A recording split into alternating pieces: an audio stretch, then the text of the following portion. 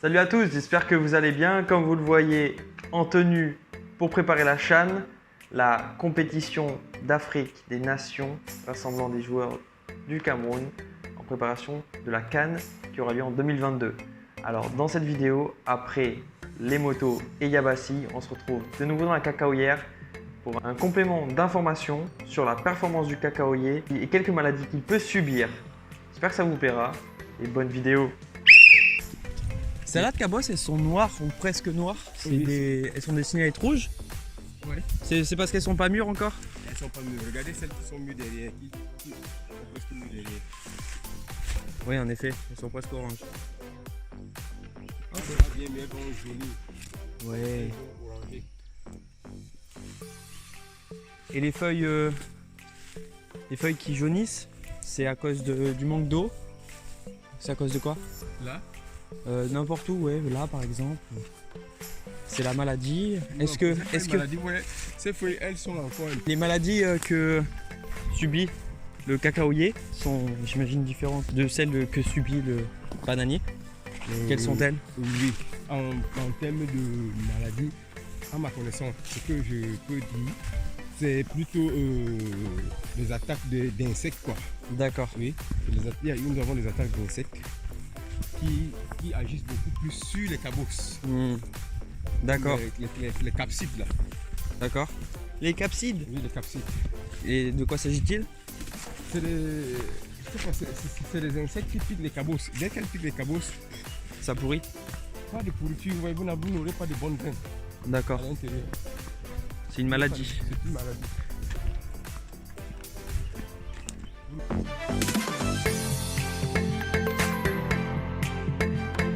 Pourriture. Nous avons la pourriture. La pourriture brûle. Ça marche.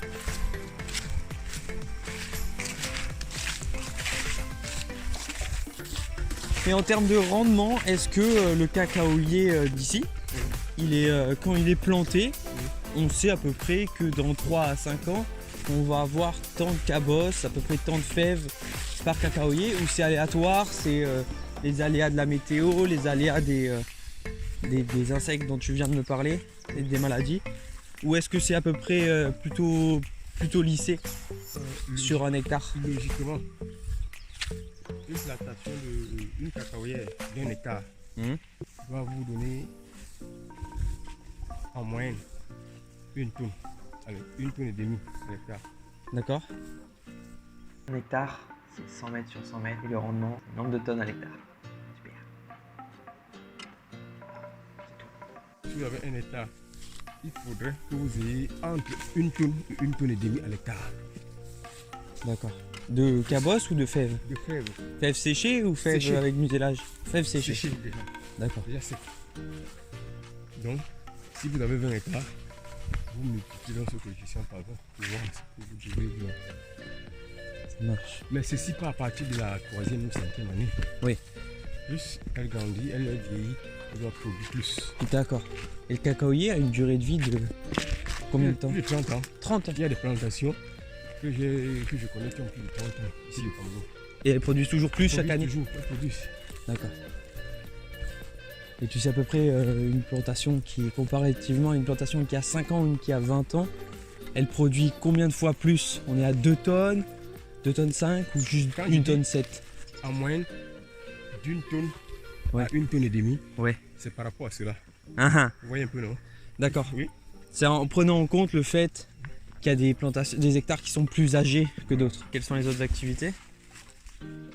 Il y a des activités telles que les goumandages. Ok. Consiste en quoi? Les goumandages consistent en quoi? Allons-y.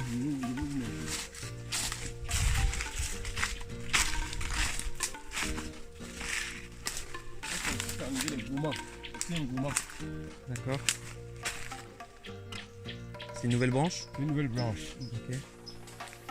À l'élimination de cette nouvelle branche. Donc on peut l'enlever encore très tôt quand c'est tendre.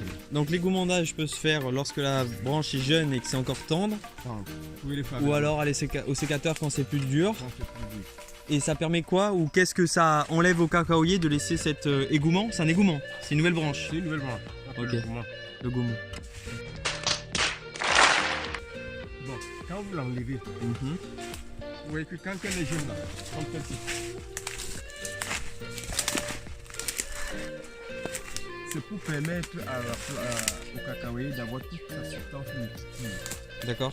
Parce que le gourmand va se mettre aussi à consommer toutes les substances nutritives de la mer. C'est comme le bananier. Il faut l'enlever. Les mauvais fils, on les enlève. Petit aparté, les mauvais fils du bananier n'ont rien à voir avec les gourmands du cacaoyer, puisque ce sont les rejets qui ne sont pas dans l'alignement des bananiers. Ça, on l'a vu dans d'autres vidéos.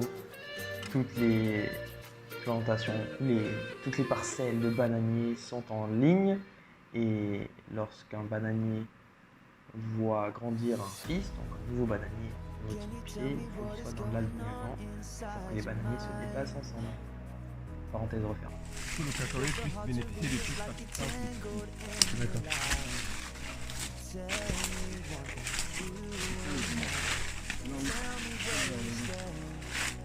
Ok. Ça, c'est les gourmands. Bon, vous l'avez compris ici, l'idée c'est que le cacaoyer il nous fournisse les plus belles cabosses avec les meilleures fèves en ayant accès à un maximum de nutriments sans avoir des petits cacaoyers qui poussent au niveau du pied. Ok, la récolte sanitaire, c'est quoi? Enlever tous les cabosses Bonjour. momifiés et les chirelles qui se sont séchées quoi. D'accord. Les chirelles, tu me disais, c'est les mini cabosses. Et les mini-cabosses, quoi. Ah, ok. Comme vous voyez là. Comme Récolte celle-ci. sanitaire, ok. Faut enlever les cabosses momifiées, comme on voit ici. Ça marche. Enlever ça. Bien, ne servez plus à rien.